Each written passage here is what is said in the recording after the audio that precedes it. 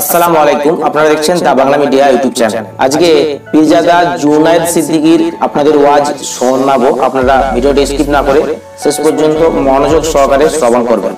তিনি বলেন যে সেটা হলো সারা পৃথিবীতে প্রায় 1400 বছরের মধ্যে বা তার আগে মুসলমানদেরকে কোনোদিন কেউ গোলাম করতে পারেনি। উদাহরণস্বরূপ আমাদেরকে আরো বলেন যে প্রায় ভারতবর্ষে এই মুসলমানরা কিন্তু 700 থেকে 800 বছর রাজত্ব করেছে। এখনো পর্যন্ত কোনো মুসলমানকে গোলামি করা যায়নি। এই মুসলমানদের কোনো না আছে মন্ত্রী, না আছে কোনো এমএলএ বা কোনো বিশিষ্ট পদে বসা আছে, সেরকম কিন্তু নেই। তা সত্ত্বেও এই মুসলমানদেরকে এতটা মানে অন্যান্য জাতি ভয় করে তা বলা বাহুল্য। এবং আমরাই যেন এই ভারতবর্ষে অন্যান্য জাতির কাছে প্রকৃত দুশমন। বলুন, বিস্তারিত বক্তব্য আপনারা এই ভিডিওর মাধ্যমে পেয়ে যাবেন। ওয়াজটি সম্পূর্ণ শুনবেন এবং ভালো লাগে থাকলে অবশ্যই একটা লাইক করে দেবেন। সব ধর্মের লোককে গোলাম করেছি, মুসলমানদের গোলাম করতে পারিনি। মুসলমানদের গোলাম করতে পারিনি। শুধু 200 বছর নয়, 1400 বছর ইতিহাসে কোন রাজা, কোন বাদশা মুসলমানদের গোলাম করতে পারেনি, কিয়ামত পর্যন্ত পারবে না। আমাদের পুলিশ আছে, বলেন, আমাদের পুলিশ আছে, আমাদের মিলিটারি আছে, আমাদের এমপি এমএলএ আছে, আমাদের সরকার আছে, সব তাকত গায়ের কাছে। তথাপিও আমরাই যেন সবচেয়ে বড় দুশমন হয়ে আছি। কথা ঠিক না ঠিক বলেন? কারণ কি? কারণ ভয়। ভয়। এরা জানে যে এদের হাতে কিচ্ছু নেই, তাও এদের গরম রাজা বাদশার মতো। কথা ঠিক না ঠিক বলেন? এই রাজা বাদশার গরম কারবালায় হুসাইন রাদিয়াল্লাহু তাআলা আমাদের দিয়ে চলে গেছেন। একবার জোরে বলুন। কারণ আমাদের দিলে কুরআনও আছে, আহলে বাইতও আছে। কুরআনও আছে, আহলে বাইতও আছে। হুজুর পাক আমাদের সঙ্গে আমাদের ঈমানের জজবা, আমাদের বিক্রি না হওয়ার কারণ আমাদের ঘরে দিয়ে চলে গেছে। আমরা ঈমান বিক্রি করব না, কারণ আমাদের দিলে কি আছে? ঈমান বাঁচানোর জন্য কুরআন আছে, আর কুরবানির মিসাল হিসাবে আহলে বাইত আছে। জোরে বলেন। শুনছেন আপনারা? বুঝতে পারছেন? আহলে বাইত কুরআন আমাদেরকে দিয়ে গেছে। হুজুর পাক সাল্লাল্লাহু আলাইহি ওয়াসাল্লামকে আল্লাহ বলেন, হাবিব বলে দাও। মেয়েরা সাইডে চলে যাও, আপনারা পর্দার আড়াল থেকে শুনেন। হুজুর পাক সাল্লাল্লাহু আলাইহি ওয়াসাল্লাম, আল্লাহ পাকের কুরআন হুজুর পাকের উপর হয়ে এসেছে। আমার আল্লাহ বললেন কুরআনে, হাবিব বলে দাও, কুল কুল। কে বলছেন? আল্লাহ বলছেন। কাকে বলছেন? হুজুর পাককে। কি বলছেন? কুল কুল লা আসআলুকুম আলাইহি আজরান। কুল লা আসআলুকুম আলাইহি আজরান। আমার হাবিব বলে দাও, মানুষকে শুনিয়ে দাও, আমি যে ঈমান তোমাদের ঘরে এনে দিয়েছি, আমি যে ঈমান তোমাদের ঘরে এনে দিয়েছি, লা আসআলুকুম আলাইহি আজরান, আমি এর কোনো আজর চাই না, আমি কোনো বদলা চাই না, আমি কোনো রকমের এর কি বলে প্রতিদান চাই না, শিলা চাই না, প্রতিদান চাই না, আজর চাই না। আমি যে তোমাদের ঘরে ঈমান এনে দিলাম, তোমাদের ঘরে যে জান্নাতের রাস্তা বলে দিলাম, তোমাদের যে জাহান্নাম থেকে বাঁচার রাস্তা বলে দিলাম, তোমাদের যে নামাজ এনে দিলাম, তোমাদের যে টুপি এনে দিলাম, তোমাদের যে পাগড়ি এনে দিলাম, তোমাদের যে আল্লাহর দিদারের কাবিল বানিয়ে দিলাম। তোমরা জাহান্নামে পড়েছিলে, আমি জাহান্নামে তুলে জান্নাতে নিয়ে গেলাম। জাহান্নামের রাস্তায় ছিলে, জান্নাতের রাস্তা নিয়ে এলাম। শয়তানের তাবেদারি করছিলে, রহমানের তাবেদারিতে লাগালাম। এই যে তোমাদের ঘরে ঈমান এনে দিলাম, হাবিব বলে দাও, তাদের ঘরে শুনিয়ে দাও, কুল লা আসআলুকুম আলাইহি আজরান, এসব কিচ্ছু বদলা আমি চাই না। বলেলি আল্লাহ পাকের হাবিব বলছে, হাবিব বলে দাও, ইল্লাল মুবাদ্দাতা ফিল কুরবা। বাস এটুকুন চাই যে আমার নৈকট্যে যারা আছে, কুরবা, আমার করিবে যারা আছে, কুরবাতে যারা আছে, আমার নৈকট্যে যারা আছে, ইল্লাল মুবাদ্দাতা ফিল কুরবা, আমার করিবের সাথে তোমরা ভালো ব্যবহার করো। কি চাই? হুজুর পাক সাল্লাল্লাহু আলাইহি ওয়াসাল্লাম অন্য রিওয়ায়াতে আছে, আমার আল্লাহ পাক বলছে, হাই বলে দাও, আমি তোমাদের কাছে যে ইসলাম এনে দিয়েছি, এর জন্য কিছু চাই না, এর চাওয়া পাওয়া কার সাথে? আল্লাহর সাথে। হুজুর পাক পয়সা লাই নাকি? নাউজুবিল্লাহ। হুজুর পাক কিছু বদলাতে লাই না। হুজুর পাক বলছে, আমার বদলা আমার আল্লাহ দিবে। কে দেবে? আল্লাহ দেবে। ওটা অন্য আয়াতে আছে। এই আয়াতে হুজুর পাক বলছেন, আমি শুধু এটুকুন চাই, ইল্লাল মুবাদ্দাতা ফিল কুরবা, আমার করিবে যারা আছে তাদের সঙ্গে তোমরা খায়ের সুলাকি করো, তাদের সঙ্গে ভালো ব্যবহার করো, তাদের সঙ্গে সম্পর্ক রাখো, তাদের সঙ্গে মহব্বত রাখো, তাদের সঙ্গে আকীদাত রাখো, তাদের সঙ্গে ভালো ব্যবহার করো। হুজুর পাককে জিজ্ঞাসা করো, ইয়া রাসূলুল্লাহ, আপনার করিবে কারা? কে আপনার সবচেয়ে করিবে? হুজুর বললেন ফাহুয়া আলী ও ফাতেমা ও ইবনাহুমা, আলী ফাতেমা এবং ইবনাহুমা, তার দুটো ছেলে আমার সবচেয়ে প্রিয়। মানে আলী ফাতেমা হাসান হুসাইন আমার সবচেয়ে কাছের। একবার জোরে বলেন সুবহানাল্লাহ। কে বলছে? হুজুর পাক সাল্লাল্লাহু আলাইহি ওয়াসাল্লাম। এই হুজুরের কারিবের লোকের সঙ্গে ভালো ব্যবহার করার জন্য কে বলছে? আল্লাহ নিজে হুজুরকে দিয়ে বলাচ্ছেন। একবার জোরে বলেন। এই শুনছেন আপনারা? এখন যার সঙ্গে ভালো ব্যবহার করতে বলছেন, খুব ভালো করে বোঝেন, সেটা হচ্ছে কে? আহলে বায়ত। কে? আহলে বায়ত। আয়াতের প্রথমে হলো লা আসআলুকুম আলাইহি আজরান, আমি তোমাদের কাছে কোনো আজর চাই না, বদলা চাই না, শুধু চাই আহলে বায়তের সঙ্গে ভালো। তাহলে কিসের বিনিময়ে বদলা চাই না? ঈমান এনে দিবার বিনিময়ে রাসূলুল্লাহ কোনো বদলা চাই না। হুজুর বলেন তোমরা আমার আহলে বায়তের সঙ্গে ভালো ব্যবহার করো। কেন ভালো ব্যবহার করবে? আহলে বায়ত দিলে থাকলে কি বাঁচবে? জোরে বলেন। ঈমান বাঁচবে। তাহলে শুধু রাসূলুল্লাহ ঈমান এনে দেয়নি, ঈমান বাঁচানোর রাস্তাও বলে গেছে। মানে আজরের উপরে আজর, বদলার উপরে বদলা, ভালাইয়ের উপরে ভালাই, হ্যাঁ খুশনদির উপরে খুশনদি, হ্যাঁ জাযার উপরে জাযা। ঈমানও দিলেন, ঈমান বাঁচানোর হুজুর রাস্তাও বলে দিলেন। একবার জোরে বলেন।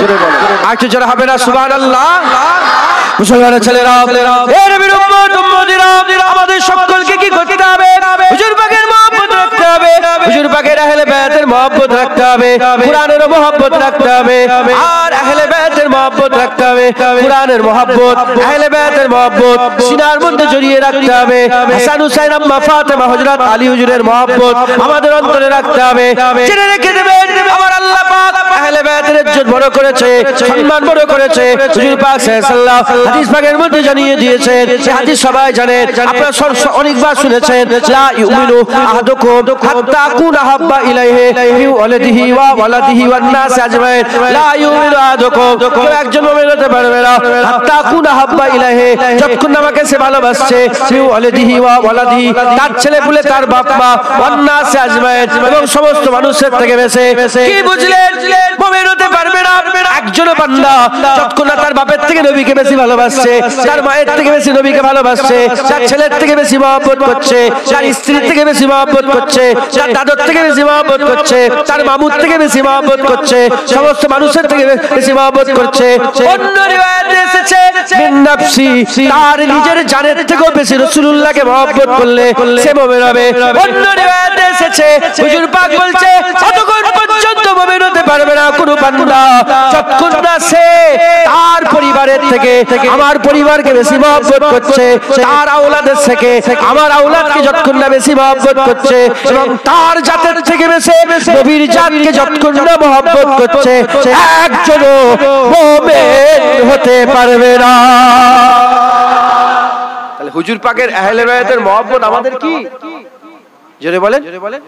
ঈমান। জোরে বলেন। ঈমান। আপনার কি পরিবার? আপনার কি শেখ না কি? আপনার মন্ডল, আপনি মন্ডল পরিবারের, আপনি আপনার মন্ডল পরিবারের থেকে বেশি কুরাইশ বংশকে যদি মহব্বত না করেন, হুজুরের পরিবারকে যদি, আপনি মুমিন হতে পারবেন না। এই শুনছেন আপনারা? ঈমান হুজুরের আশপাশেই ঘুরছে। একবার জোরে বলে। হুজুর পাকের ব্যাপারে যদি জাররা পরিমাণ এদিকে দিয়ে যায়, তোমার ঈমান নষ্ট হয়ে যাবে। একজন মুরব্বি, একজন বয়স, আপনার বয়স কত?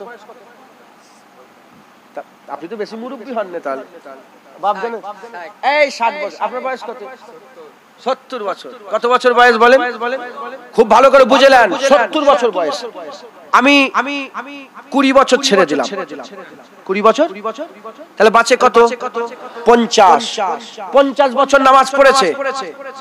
70 বছরের একটা মুরব্বী 20 বছর ছেড়ে দিলাম, 50 বছর নামাজ পড়েছে, 50 বছরে ফরজ হজ 50 বার করেছে, 50 বছরে 500 বার উমরা করেছে, 50 বছরে 500টা মসজিদ করেছে, 50 বছরে 500 মাদ্রাসা করেছে, 50 বছরে 500 খানকা করেছে, 50 বছরে হাজার হাজার মানুষকে দান খায়রাত করেছে, 50 বছরে হাজার হাজার গরিব মেয়েকে বিয়ে দিয়েছে, 50 বছরে হাজার হাজার মানুষের উপকার করেছে, গরিবের ঘর বাড়ি করেছে, লক্ষ লক্ষ টাকা দান, কোটি কোটি টাকা দান খয়রাত করেছে, মসজিদ করেছে, সব করেছে।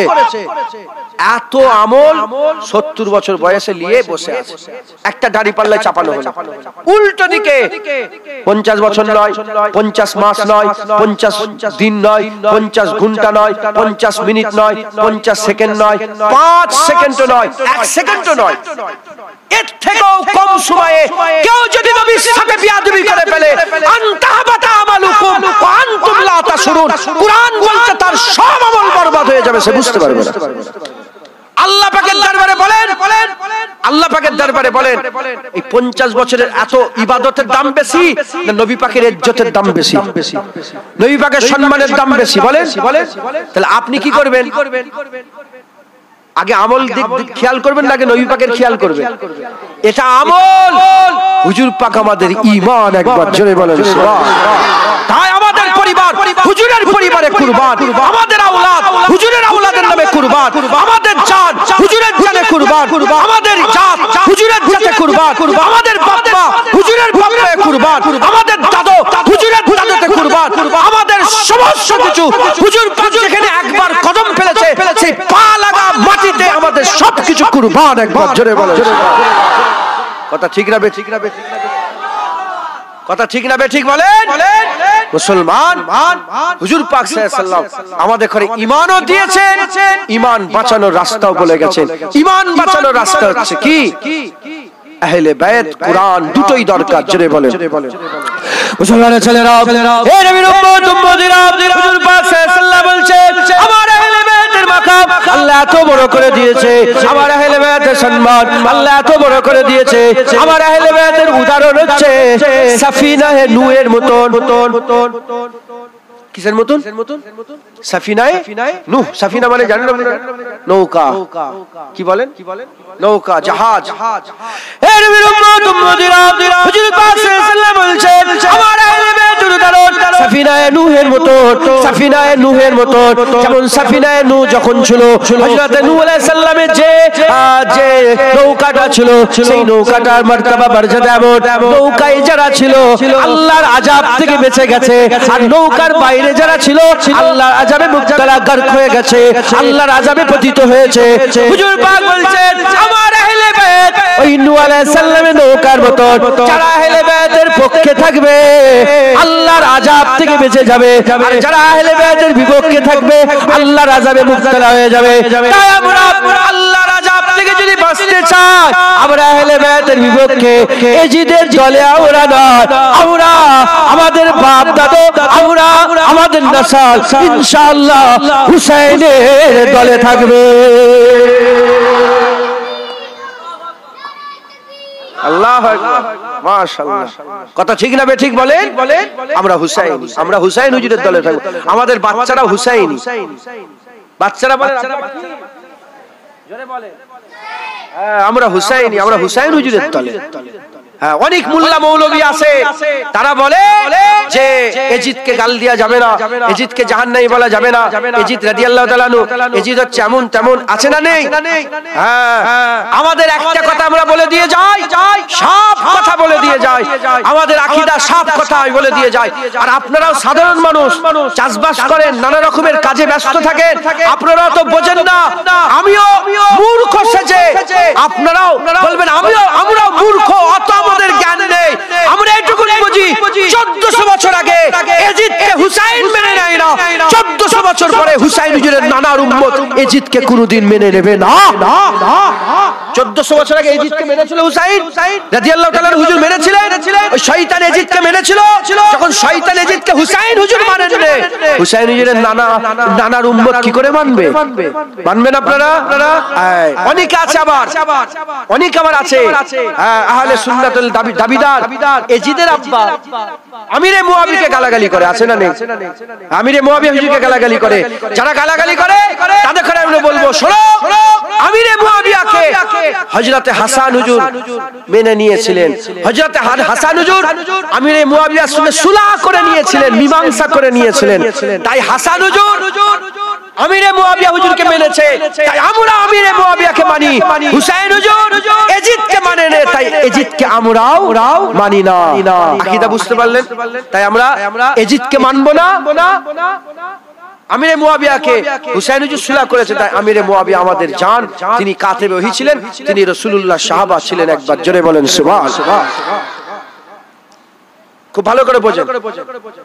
40 দিনের লেগে তাওরাত কিতাব, 40 দিনের লেগে হযরত মুসা আলাইহিস সালাম চলে গেলেন তুর পর্বতে। তুর পর্বত শুনেছেন আপনারা, নাম শুনেছেন? আমি গিয়েছিলাম তুর পর্বতে, আল্লাহ নিয়ে গিয়েছিলেন, যেখানে হুজুর 40 দিন বসে ইবাদত করেছিলেন।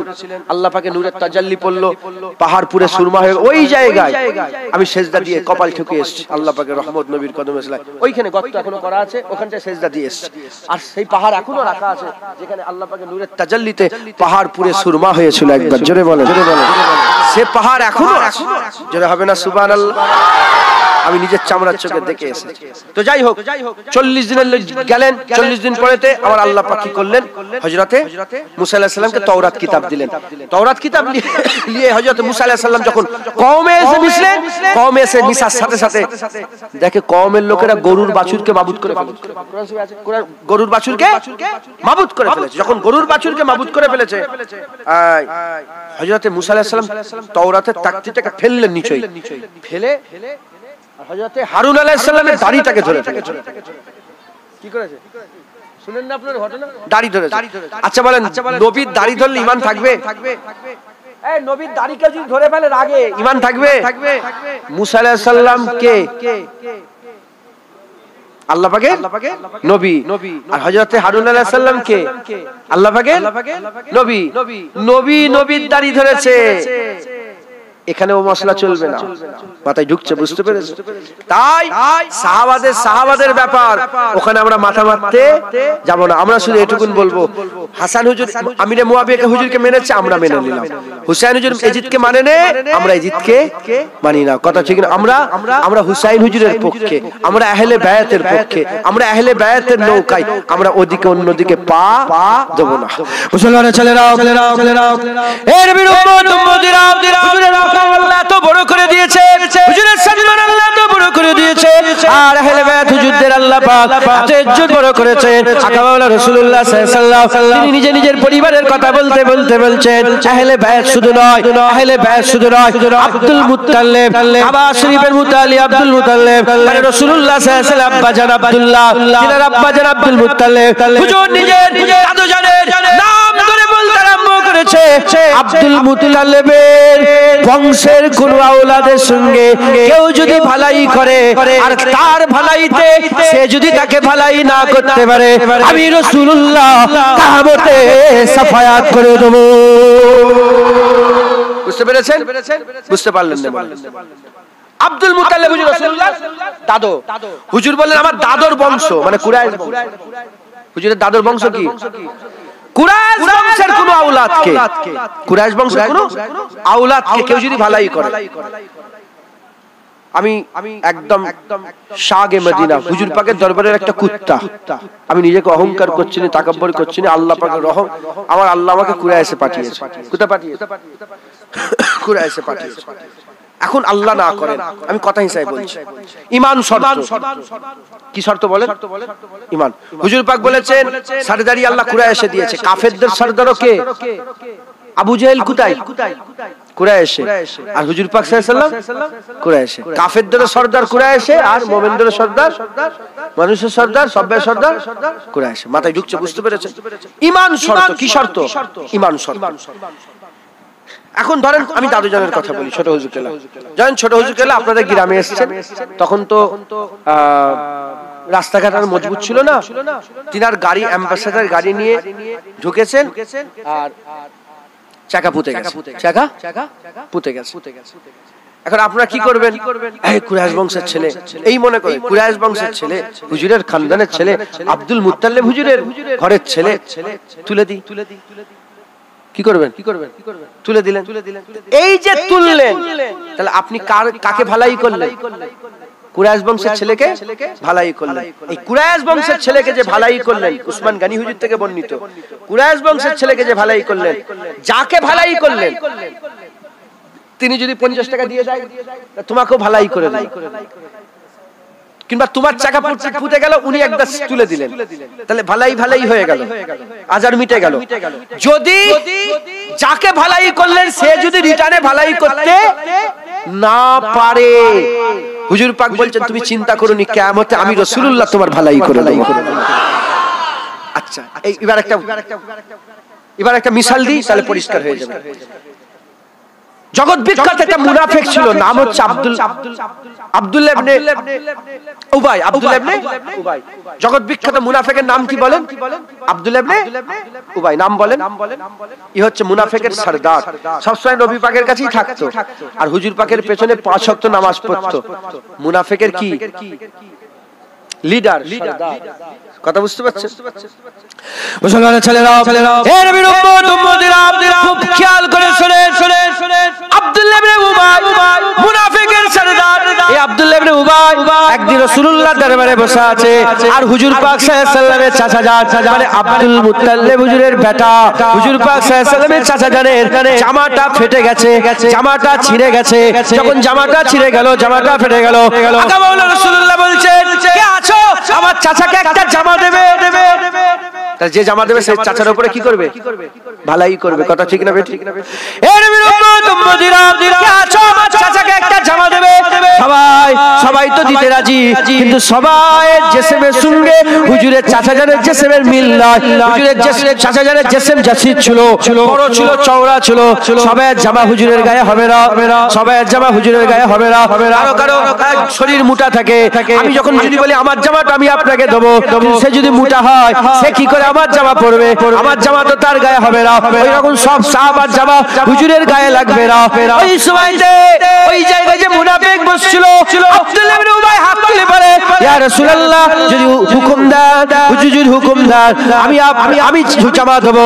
হুজুর পাক সাল্লাল্লাহু আলাইহি ওয়াসাল্লাম আচ্ছা ঠিক আছে। তখন সে আব্দুল্লাহ ইবনে উবাই, তার শরীর মোটা ছিল, তাও শরীর বীরের মতন ছিল, খুব লম্বা চওড়া ছিল।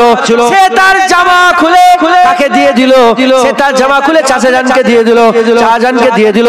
তারপর আব্দুল মুত্তালিব হুজুরের বেটাকে ফালাই করলো, আব্দুল মুত্তালিব হুজুরের বেটাকে ফালাই করলো। খুব খেয়াল করে শুনেন। এখন হুজুর পাক সাল্লাল্লাহু আলাইহি ওয়াসাল্লাম আদা করেছে, যদি কেউ ফালাই করে তার ফালাই দুনিয়ায় না শোধ করতে পারলে কিয়ামতে শোধ করে দেব।